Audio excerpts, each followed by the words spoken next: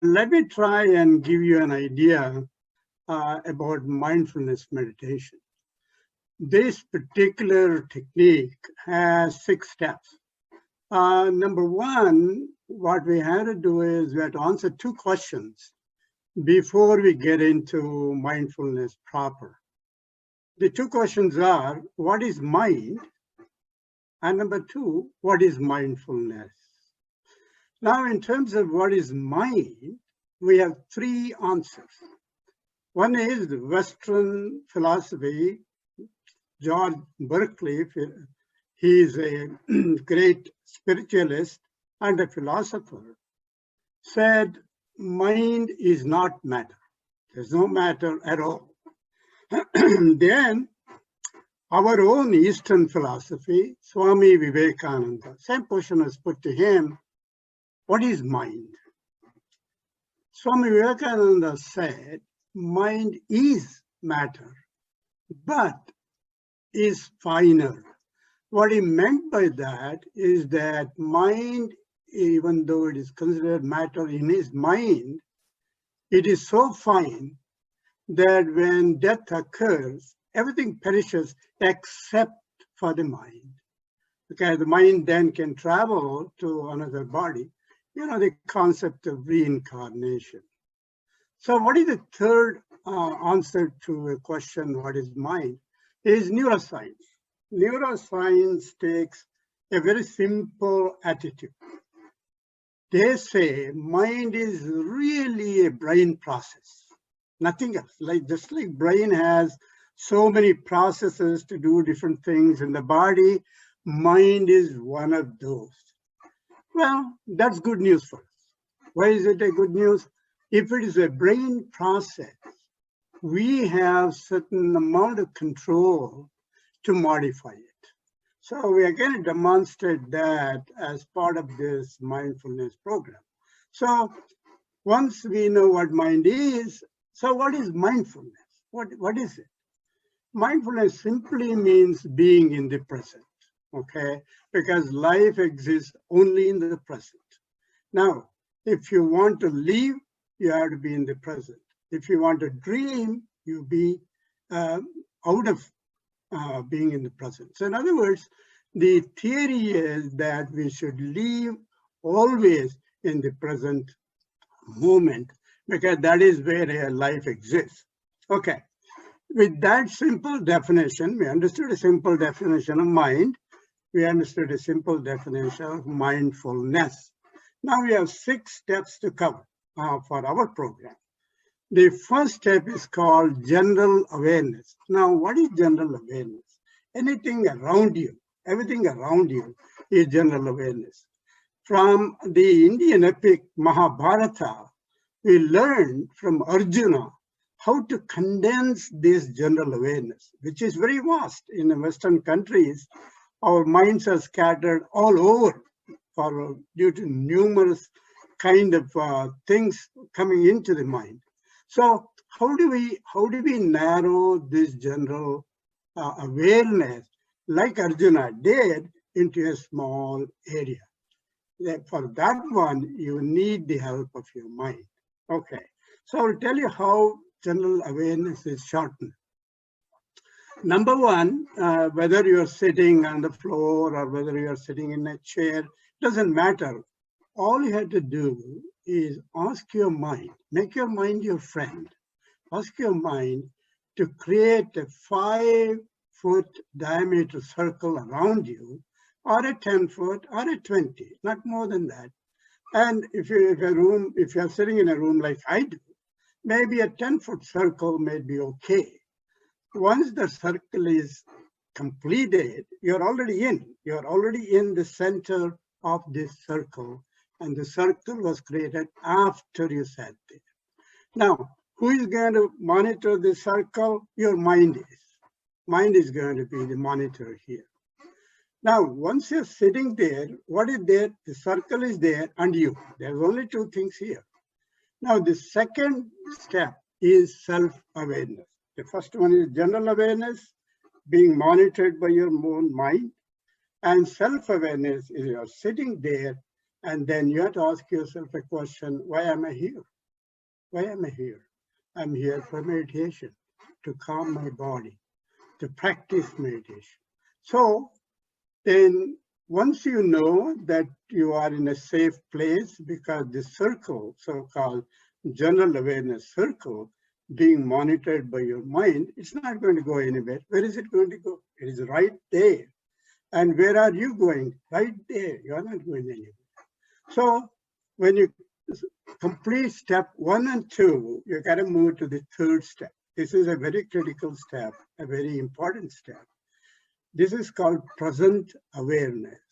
In other words, you have to say to yourself, I have to be in the present moment always. Like Lord Buddha said, you have to be in present awareness every time. Even if you go to the bathroom, you should be in the present awareness. Okay, we can't go to that extreme, but the point is, life exists in the present moment, nowhere else. Your heart is beating right now for this present moment. It's not beating for yesterday. It's not going to beat for tomorrow. It is beating right now. So present awareness is a critical skill we have to develop. It is very difficult in the Western world, but you have to master this. So we have got 3 things now. We have the general awareness, a circle monitored by the mind. 2, self-awareness. And 3 is present awareness. Now you got to tie these 3 into one unit, okay? So the general awareness is not apart from self-awareness. General awareness, self-awareness, present awareness are all together tied in a knot, okay? So your mind is monitoring all this. Now the 4th step is what is called body awareness. Now, what is the purpose of the body awareness? Interestingly, the only purpose of body awareness, not so much your posture, not so much scanning your body from the top to bottom, but the focus here is relaxation of the body.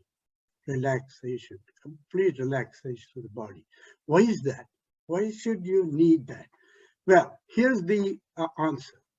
If your body is relaxed, there is no way your mind will be agitated. Impossible. Impossible. And your mind cannot run out anymore if you have a very relaxed body. What is the other advantage? You can see your blood pressure drop.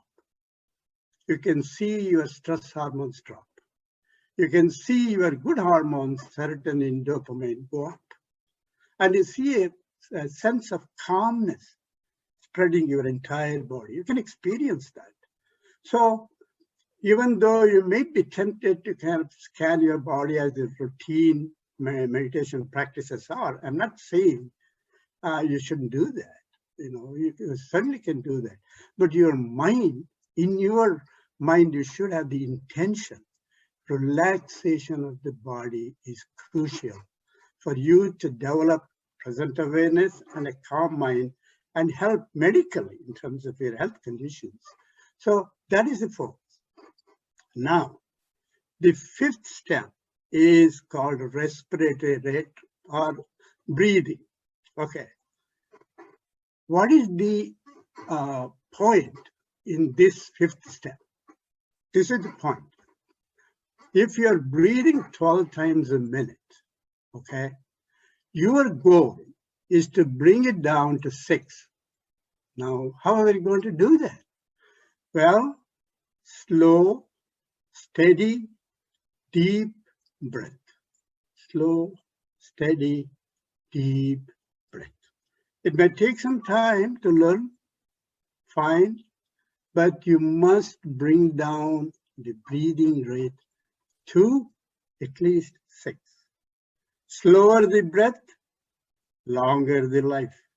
The reason is this slow, deep breathing is tremendously helpful in terms of oxygenation of the tissues, because you are kind of feeding oxygen half the effort. In other words, instead of 12, you're only breathing 6 times.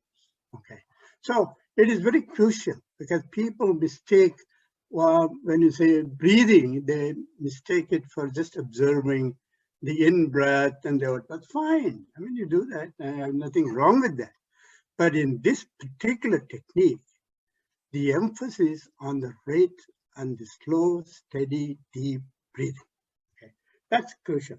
Reduces your stress hormone levels, reduces anxiety, depression, as some of the doctors were making comments on it. Yes, it makes a tremendous amount of difference when your breathing rate is slow, steady, and deep. This takes a lot of practice. It takes a lot of practice. When you complete the fifth step, if you have done it properly, remember it's like the 5 fingers of your hand. They are not distinct. They are distinct only for explaining now. But in reality, when I said for mindfulness meditation, you should think of your hand. All these 3 or 5 things go together.